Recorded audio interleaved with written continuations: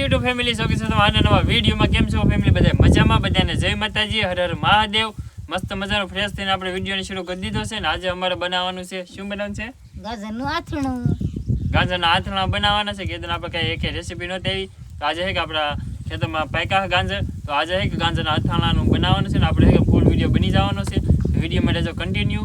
આજે બનાવવાનું છે આપણે ગાજરના અથાણા. એ બનાવશે મારા બા, અમારી દેશી રીતે, અમારા ગામડામાં કઈ રીતે બનતા હોય એ તમે જોજો, તમે શીખી જાજો.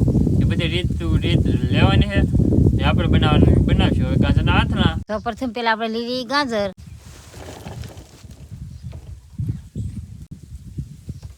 મસ્તીના ગાજર છે હો ભાઈ.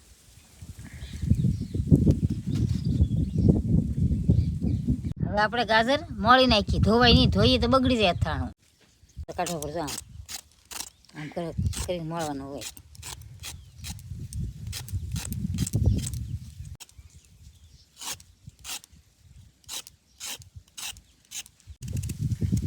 હવે મસ્ત ગાજર થઈ ગયું કે હવે એને મોળી નાખીએ.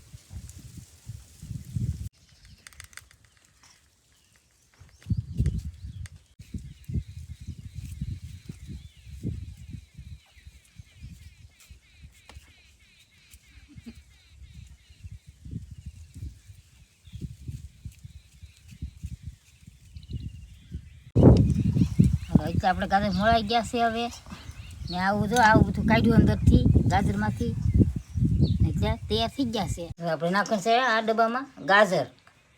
2 કિલો જેટલા અથાણું બનાવવાનું છે. આમાં નાખી દઈએ. હવે આપણે નાખવાનું છે મીઠું.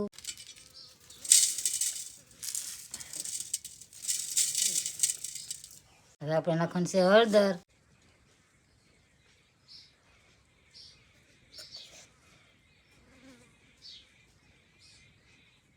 હવે આપણે મીઠું હળદર ભરી જાય ત્યાં સુધી મિક્સ કરી નાખી.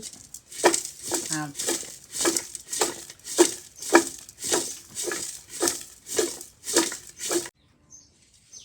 હવે મિક્સ થઈ ગયા તેવાને આપણે ઢાંકીને મૂકી દઈએ.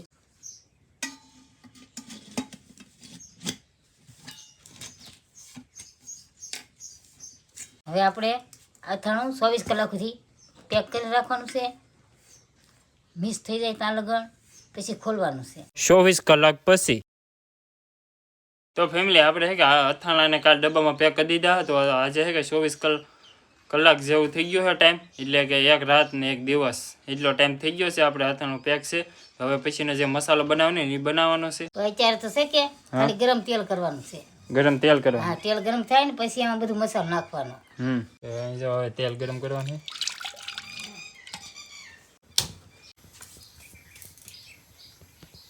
ફેમિલી તો અત્યારે છે કે આપણે તેલ ગરમ કરવા મૂકી દીધું છે. થોડીક વાર છે તેલ ગરમ થવા દેવાનું. હવે તેલ ગરમ થઈ ગયું, હવે એને ઉતારી નાખીએ. ચડી જાય કે તેલ પછી મસાલો નાખવાનો. કે પછી આ મેથી હોય એ પછી પલ્લે નહીં, તળાઈ જાય પછી કડક ને કડક રહે એમ થાય. તો ફેમિલી થોડીક વાર પહેલા છે કે આપણે તેલને મૂક્યું તો ઠરવા તો કમ્પ્લીટ છે કે તેલ આપણે ઠરીને રેડી થઈ ગયું છે. જો આ આપણું તેલ છે જો કમ્પ્લીટ છે કે ઠરી ગયું છે સાવ. હવે શું કરવાનું છે બાકી?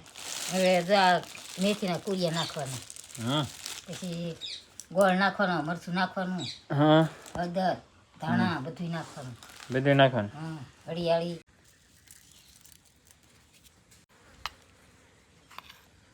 એમાં કોરું મરચું નાખવાનું હોય. હવે મેથી નાખી દઈએ. ગોળ નાખી દઈએ આપણે હવે.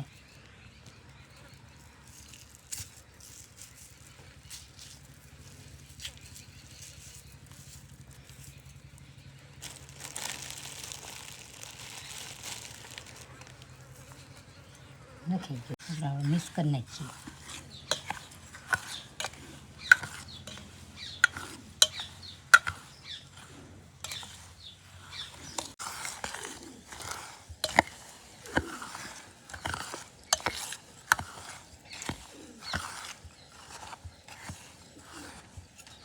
આપણે ગોળ, ધાણા, મરચું, મીઠું, હળદર બધું નાખી દીધું. હવે નાખી દઈએ ગાજરનો અથાણું. હવે મિક્સ કરી નાખીએ.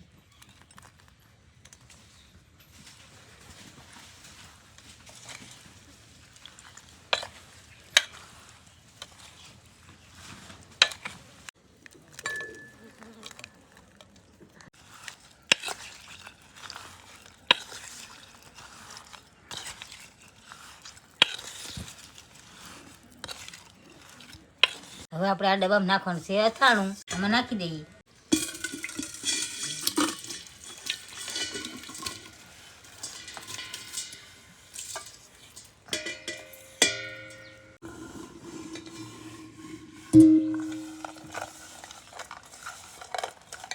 તો ફેમિલી અત્યારે આપણે કમ્પ્લીટ છે ગાજરના અથાણા બની ગયા છે. જો અમારે તો આવી રીતના બનાવશે, તમારે કેવી રીતના બનાવે ને એ કમેન્ટમાં જરૂર કહી દેજો. અને અમે તો જો દર વર્ષે જો આટલા જ બનાવી ને અમારા ઘરના હતા તે જો એટલા બનાવ્યા, નકર તો આખો ડબરો બનાવી. ખબર કેરી તો બાકી છે. કેરી ના બાકી છે ને. હા, કેરી ના બનશે. અને ફેમિલી જો અમે તો અમારી રીતને આવી રીતના છે કે બનાવી, તમે કેવી રીતના બનાવો ને એ કમેન્ટ કરી દેજો. અને હજી તો મારા ભાઈ કીધું કેરી ના બાકી છે, તો બધા છે કે આપણે થોડા અથાણા બનાવવાના જ છે. ને તમને આ વિડીયો કેવો લાગ્યો ને એ કમેન્ટમાં પાછું જણાવી દેજો. નવા બ્લોગ સાથે ત્યાં સુધી બધાને જય માતાજી. અને ફેમિલી જો હવે આજનો વિડીયો છે કે અહીંયા સુધી રાખવાનો છે. ને આશા રાખી તમને અમારો આ વિડીયો ગમ્યો હોય તો યાર લાઈક, કમેન્ટ, શેર, સબસ્ક્રાઈબ કરવાનું ભૂલતા નહીં. અમારો રેસીપી વિડીયો તમને કેવો લાગ્યો એ કમેન્ટમાં પાછું જરૂર જણાવી જ દેજો. અને હમણાંથી નહીં કે થોડોક યાર સપોર્ટ ઓછો મળે છે, તો યાર સપોર્ટ કરો. અત્યારે તમે કમેન્ટ કરો એ આપણે બનાવી જ છે. ને અમારે જેવી લાઈફ સ્ટાઈલ તમને ગમે છે અમારા માટે ખાસ છે, તો બને એટલો સપોર્ટ કરતા રહેજો. અને આજનો વિડીયો બસ જો અહીંયા સુધી. હવે મળશું એક નવા બ્લોગ સાથે. ત્યાં સુધી બધાને જય માતાજી.